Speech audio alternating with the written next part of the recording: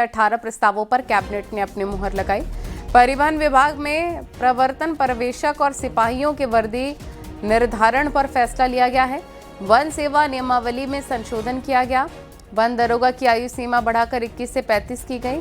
वहीं वन आरक्षी की आयु सीमा अधिकतम 18 से 25 वर्ष की गई। कुंभ मेले 2027 की तैयारियों के मद्देनजर फैसला लिया गया है कि 1 करोड़ रुपए तक के कार्य मेला अधिकारी स्वीकृत कर सकते हैं। 5 करोड़ तक के कार्य गढ़वाल आयुक्त स्वीकृत कर सकते हैं। इससे अधिक शासन स्तर पर स्वीकृति होंगी। औद्योगिक विभाग में रॉयल्टी दर को बढ़ाकर 7 रुपये प्रति क्विंटल से 8 रुपये प्रति क्विंटल किया गया। परिवहन विभाग में 250 बसें खरीदने की भी मंजूरी कैबिनेट ने दी है।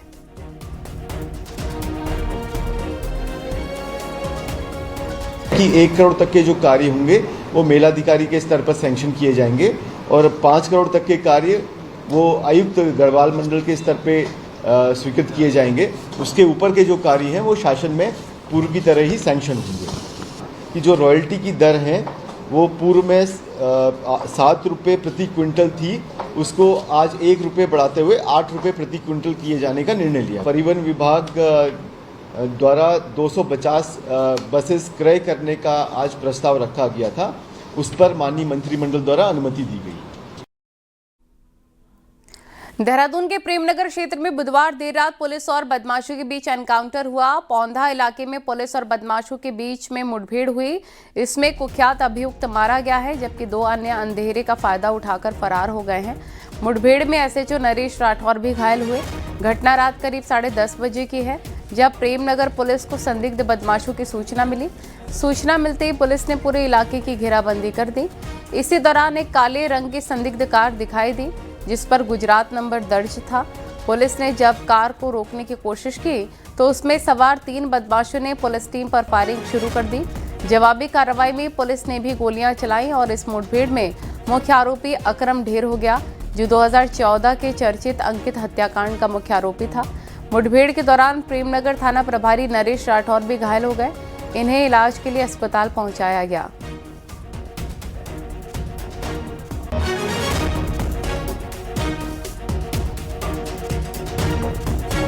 इसको रोकने के प्रयास में अंधाधुंध फायरिंग करते हुए उन लोगों ने वहाँ से भागने की कोशिश करी, जिसमें एक गोली 2 गोली हमारे एसएचओ के भी लगी हैं। वो भी घायल अवस्था में है, उन्हें भी तत्काल हॉस्पिटल ले जाया गया।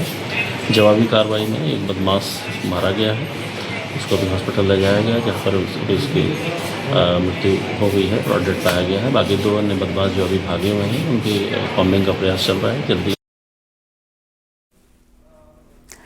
देहरादून के प्रेमनगर में हुई मुठभेड़ अब कई सवाल खड़े कर रखी है। क्या एसएचओ नरेश राठौर और बदमाश अकरम का आमना सामना महज इत्तेफाक था या इसके पीछे कोई सोची समझी साजिश थी? क्योंकि यही वो अधिकारी हैं जिन्होंने 2017 में अकरम को गिरफ्तार किया था। दिखाते हैं आपको रिपोर्ट।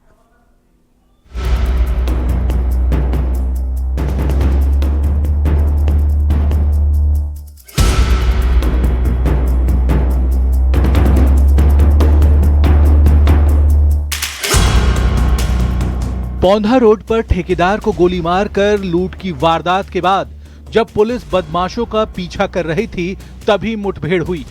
गुजरात नंबर की संदिग्ध कार में सवार बदमाशों ने खुद को घिरता देख पुलिस टीम पर फायरिंग शुरू कर दी। जवाबी कार्रवाई में एक बदमाश घायल हुआ, जिसकी बाद में मौत हो गई। उसकी पहचान कुख्यात अपराधी अकरम के रूप में हुई, जिस पर यूपी उत्तराखंड में हत्या डकैती के करीब 1.5 दर्जन मामले दर्ज हैं। वहीं अन्य 2 बदमाश अंधेरे का फायदा उठाकर फरार हो गए।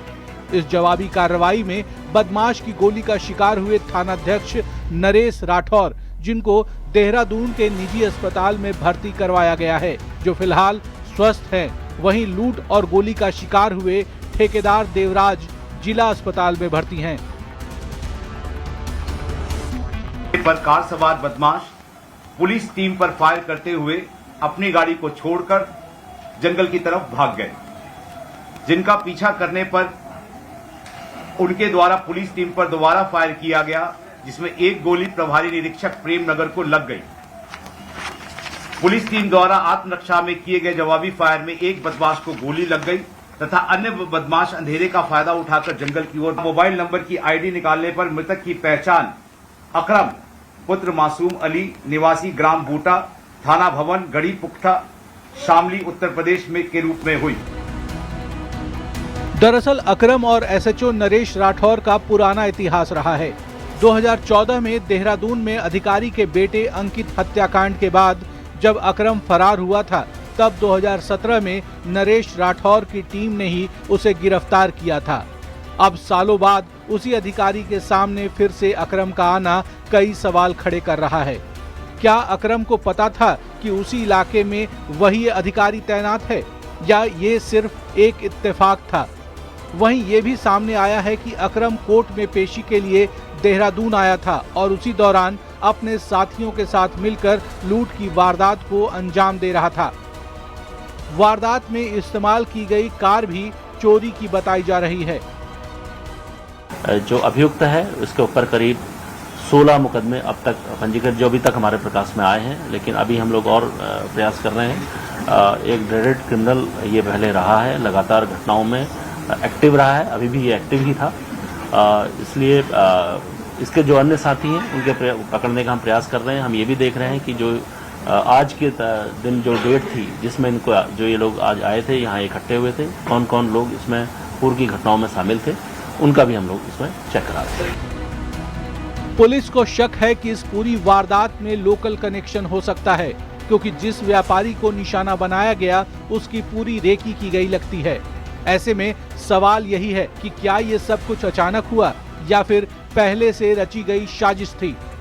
फिलहाल पुलिस फरार अपराधियों की तलाश में जुटी है और जल्द पूरे मामले का खुलासा करने का दावा कर रही है। न्यूज़ 18 के लिए देहरादून से सतेंद्र बर्थवाल की रिपोर्ट।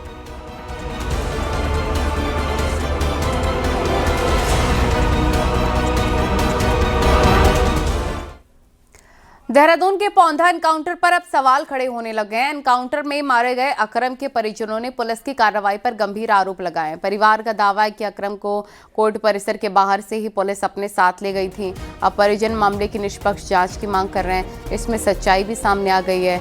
वहीं पर अकरम की पत्नी का कहना है कि अकरम बुधवार को कोर्ट में किसी पुराने मामले को लेकर पेश होने आया था और अपने वकील से मिलकर जब वो कोर्ट परिसर के बाहर पहुंचा तो पुलिस ने उसे उठा लिया और बताया कि किसी अन्य मामले में पूछताछ के लिए ले जा रहे हैं।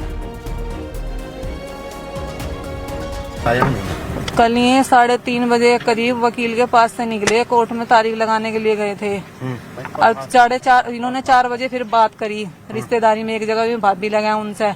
उसके बाद वहीं आईएसबीटी के लिए बैठे थे, वहीं के वहीं ने पुलिस ने उठाया।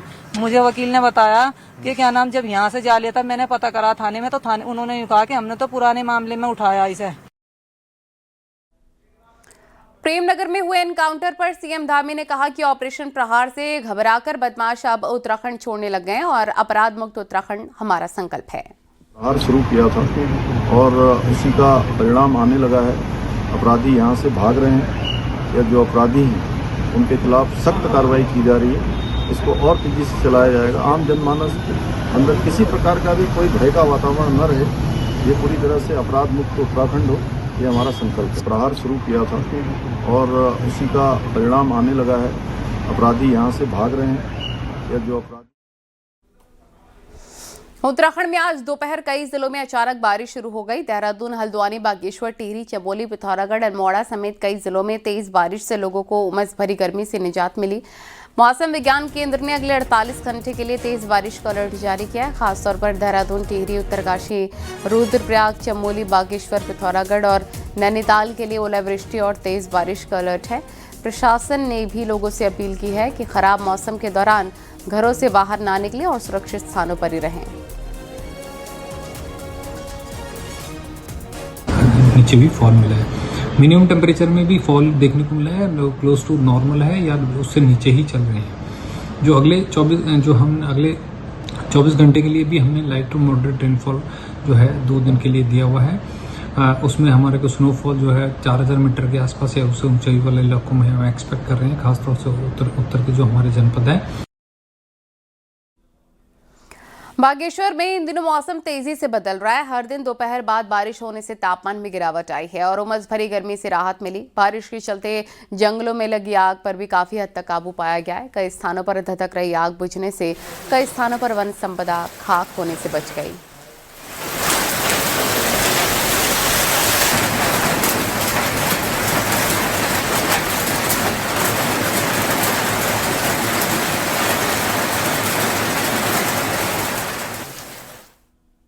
पिथौरागढ़ की दारमा घाटी में एक बार फिर से बर्फबारी हुई है। मौसम में आई तब्दीली के कारण आदि कैलाश यात्रा मार्ग में पड़ने वाली कुटी और नाबी गांव सफेद चादर में लिपट गए हैं।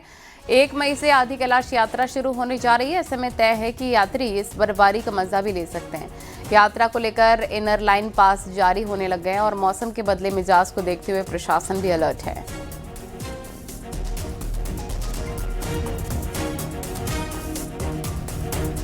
जो वो फोरकास्ट आया है वो बारिश और बर्फबारी का है, तो इसी क्रम में सभी यात्रियों से मेरा निवेदन है कि वो सेफली और अच्छे तरीके से उस पूरी यात्रा पूरी करें और जिन भी होम स्टेज पे उन्होंने बुकिंग कर रखी है सीधा वहीं पे जाके ठहरें। विकासनगर और चक्राता क्षेत्र में भी दोपहर के बाद भीषण गर्मी के बीच अचानक मौसम ने करवट बदली और तेज बारिश देखने को मिली। हालांकि इस दौरान विकासनगर क्षेत्र में आए आंधी तूफान ने जनजीवन अस्त व्यस्त कर दिया। तेज हवाओं के कारण सड़क किनारे लगी कच्ची दुकानों और ठेलों को काफी नुकसान पहुंचा। दुकानदार अपनी छतों को बचाने के लिए संघर्ष करते नजर आए। तूफान के बाद हुई मूसलाधार बारिश ने जहां तपती गर्मी से निजात दी, वहीं पहाड़ों में ठिठुरन भी बढ़ गई है।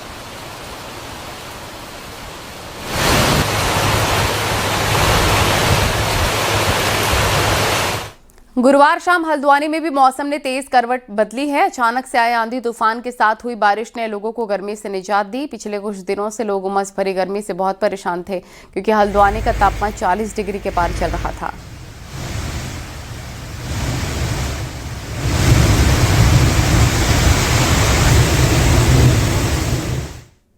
राजधानी देहरादून के गुच्चूपानी टूरिस्ट स्पॉट में अचानक बड़े जलस्तर के बीच फंसे 7 पर्यटकों को एसडीआरएफ टीम ने रेस्क्यू कर लिया है। शाम को कंट्रोल रूम से सूचना मिलते ही सहस्त्रधारा पोस्ट की टीम पहुंची और समय रहते 7 व्यक्तियों का रेस्क्यू कर लिया जो डोईवाला और ऋषिकेश के हैं।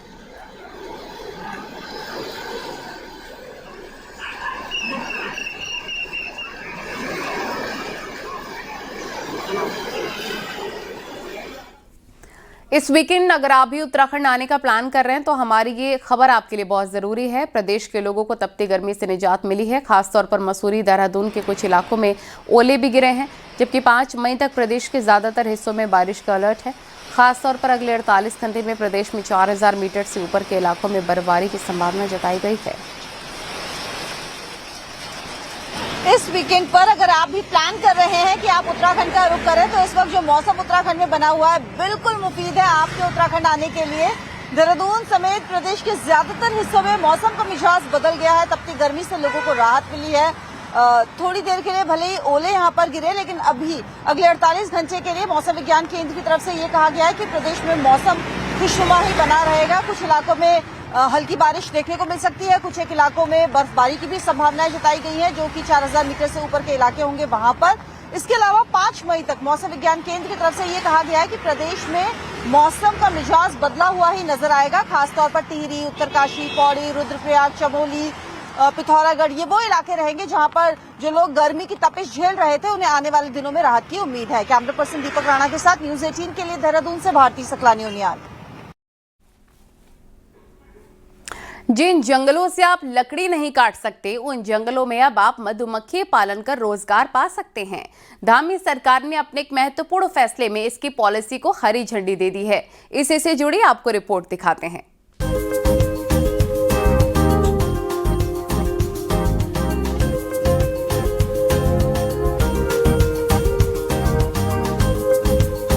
उत्तराखंड का 70% भूभाग जंगल का है। इसमें से अधिकांश एरिया रिजर्व फॉरेस्ट का है, जहां बिना अनुमति आप एक टहनी भी नहीं तोड़ सकते। लेकिन अब आपके गांव, खेतों से लगे जंगल आपकी आजीविका का साधन बनने जा रहे हैं। उत्तराखंड वन विभाग एक ऐसी पॉलिसी लेकर आया है जिसके तहत अब ग्रामीण गाँवों से सटे जंगलों में मौन पालन कर पाएंगे। गुरुवार को कैबिनेट ने इसे मंजूरी दे दी है। मुख्यमंत्री पुष्कर सिंह धामी का कहना है कि ये प्रोजेक्ट देश भर के लिए उदाहरण बनेगा।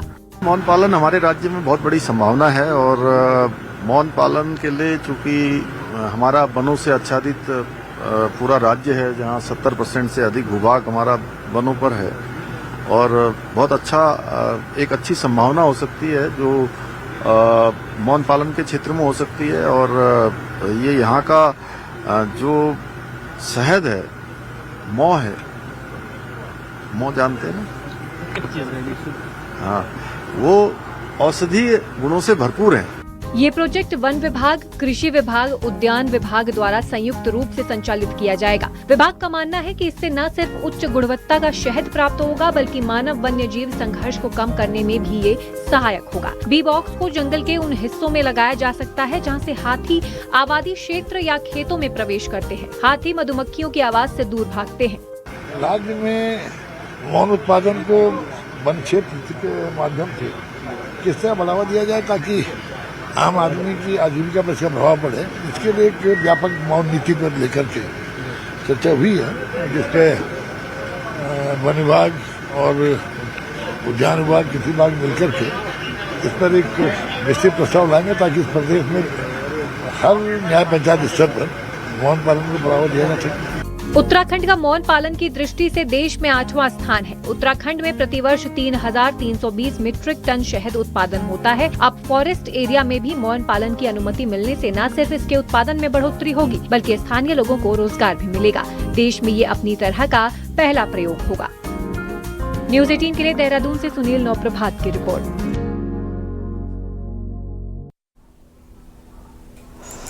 उधम सिंह नगर जिले के जसपुर में एक किसान के परिवार के साथ मारपीट का मामला सामने आया। विक्रमपुर रायपुर गांव में रास्ते के विवाद को लेकर किसान और उसके परिवार पर लाठी डंडों से हमला करने का आरोप है। पीड़ित की तहरीर के आधार पर पुलिस ने कई लोगों के खिलाफ मामला दर्ज कर जांच शुरू कर दी है। पुलिस का कहना है कि आरोपियों की पहचान कर जल्दी ही उन्हें गिरफ्तार किया जाएगा।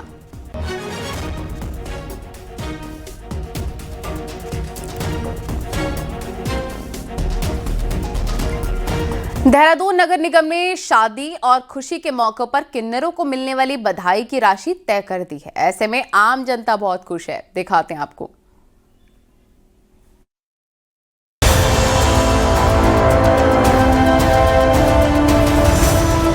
चाहे आपने नया घर बनाया हो या आपके आंगन में किलकारी गूंजी हो, देहरादून में किन्नर की मुंह मांगी बधाई राशि ने लोगों को परेशान किया हुआ है। कई बार 51,000 से लेकर 1 लाख की बधाई राशि लेने के लिए किन्नर तमाशा काट देते हैं। ऐसे में देहरादून नगर निगम की बोर्ड बैठक में किन्नरों की बधाई राशि 5100 रुपए तक तय करने का प्रस्ताव बोर्ड मीटिंग में पास होने पर लोगों ने बेहद खुशी जताई है।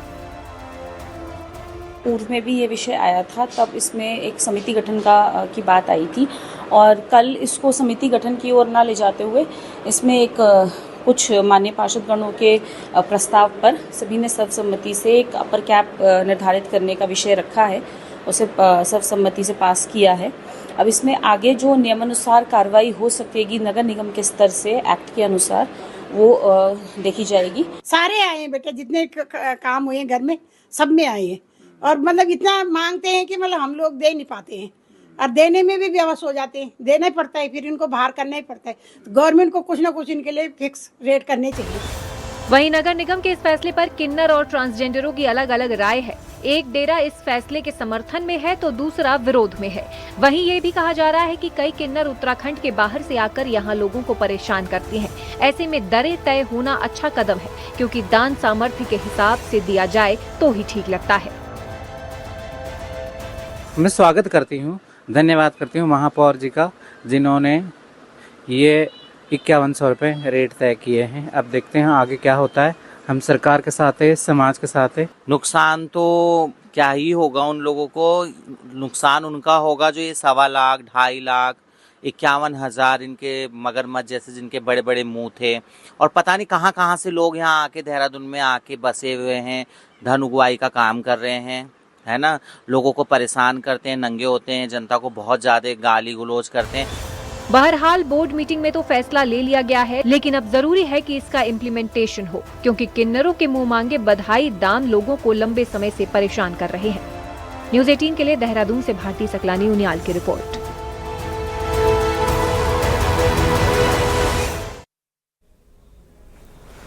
और वहीं चारधाम यात्रा को लेकर श्रद्धालुओं में गजब का उत्साह है। केदारनाथ यात्रा शुरू होते ही 8 दिन में 2,26,000 से अधिक श्रद्धालुओं ने बाबा केदार के दर्शन कर लिए हैं। हर दिन करीब 19,000 से ज्यादा यात्री केदारनाथ धाम अब पहुंच रहे हैं और हर दिन बाबा केदार के दर्शनों के लिए भक्तों का हुजूम उमड़ रहा है।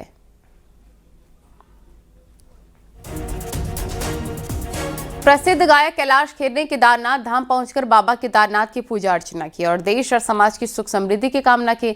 धाम पहुंचने पर केदार सभा के सदस्यों और मंदिर समिति के सदस्यों ने उनका स्वागत किया। वहीं कैलाश खेर ने यात्रा व्यवस्था को लेकर सीएम धामी की काफी तारीफ की है। मैं यहाँ के प्रशासन के लिए, पुलिस प्रशासन के लिए, यहाँ के डीएम के लिए, विशाल मिश्रा और उनकी बाकी के सब जितने भी सबऑर्डिनेट ऑफिसर्स हैं, सबके लिए, सीएम साहब के लिए और हमारे आदरणीय प्रधानमंत्री श्री नरेंद्र मोदी जी के लिए, जिन्होंने सनातन का बीड़ा उठाया, धर्म ध्वज उठा ली और जितने भी हमारे स्थल हैं, हमारे तीर्थ स्थल हैं, हमारे पीठ हैं, उनको पुनरुद्धार हो रहा है, पुनरुत्थान हो रहा है। और इस बीच एक बड़ी खबर आपको बता देते हैं कि मध्य प्रदेश के जबलपुर में एक बड़ा हादसा हो गया है। बरगी डैम में क्रूज पलट गया है। नर्मदा नदी में क्रूज पलटा है। ये 3 महिलाओं समेत 4 के शव निकाल लिए गए हैं। 30 से 40 लोग क्रूज में सवार थे। एसडीआरएफ की टीम ने 15 लोगों को डूबने से बचाया है। ये इस वक्त की बड़ी खबर आपको बता रहे हैं मध्य प्रदेश के जबलपुर से, जहां एक बड़ा हादसा हो गया, जिसकी तस्वीरें भी इस वक्त आप देख रहे हैं। नर्मदा नदी में कैसे क्रूज पलट गया और इसमें 3 महिलाओं समेत 4 के शव निकाले गए हैं। बताया जा रहा है कि 30 से 40 लोग क्रूज में उस वक्त सवार थे। इसमें एसडीआरएफ की टीम ने 15 लोगों को डूबने से बचा भी लिया है।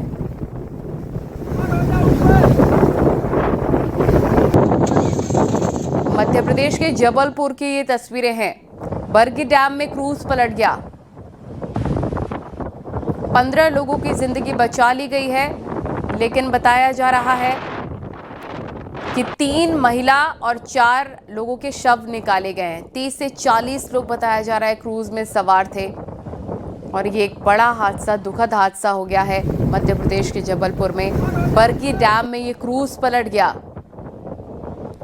ये तस्वीरें देख रहे हैं आप, नर्मदा नदी में कैसे क्रूज पलट गया है। 4 के शव निकाले गए हैं। इसमें 30 से 40, ये देखिए काफी दर्दनाक ये तस्वीरें हैं। 30 से 40 लोग क्रूज में सवार थे उस वक्त और अचानक से ही बरगी डैम में क्रूज पलट जाता है, जिसमें 4 जिंदगियां खत्म हो गई। कई इसमें लापता भी हैं, जिनको एसडीआरएफ की टीमें ढूंढने में लगी हुई हैं, लेकिन 15 लोगों की जिंदगी टीम ने बचा ली है, उनको डूबने से बचा लिया है और बाकियों की तलाश की जा रही है। इस वक्त हमारे सहयोगी श्रीनिवास चौधरी जुड़ गए हैं फोन लाइन पर। श्रीनिवास, ये कैसे हादसा हुआ और लापता लोगों को लेकर क्या अपडेट है? तलाश लिया गया है वो जी। देखिए, आज बरगी डैम जो है, नर्मदा नदी पे बना हुआ बरगी डैम है, वहाँ पे मेटल रिसोर्ट जो आज 2 बड़ी क्रूज जो है उसको, उसमें लगभग 30 सैलानी, 10 क्रूज मेंबर, 40 लोग को टीम लेकर रवाना हुई थी और नर्मदा नदी में जैसे बीच में पहुंची, उसी बीच वो अनियंत्रित होकर क्रूज डूब गया। इस हादसे में बता रहे कि उस क्रूज में 30 से 40 लोग सवार थे, जिसमें से क्रूज डूबते ही साफ तौर पे अभी तक उनमें से 18 लोगों को रेस्क्यू टीम ने बचा ली है, डूबने से बचा ली। वहीं 4 लोगों की अभी तक बॉडी मिली, जिसमें 3 महिला है शामिल है। इसके साथ ही साथ अभी जो एसडीआरएफ, एनडीआरएफ की टीम, साथ ही साथ स्थानीय गोताखोर दल लगातार अभी बचाव और रेस्क्यू वहाँ किया जा रहा है। तो अभी प्रथम दृष्टया जो अभी तो सामने आई, जिसमें कि 30 से 40 लोग सवार थे, 30 जो सैलानी थे और 10 क्रू मेंबर थे उसके अंदर। तो 40 लोगों में जिसमें कि 18 लोग को तो बचा लिया गया, वहीं 4 की बॉडी मिल गई। बहरहाल अब बाकी जो है उनका भी तलाश की जा रही है। ठीक है, उनकी तलाश की जा रही है। इस बड़ी खबर पर लगातार आप नजर बनाए रखिए। फिलहाल आपका बहुत शुक्रिया जानकारी देने के लिए। एक बड़ा हादसा यहाँ पर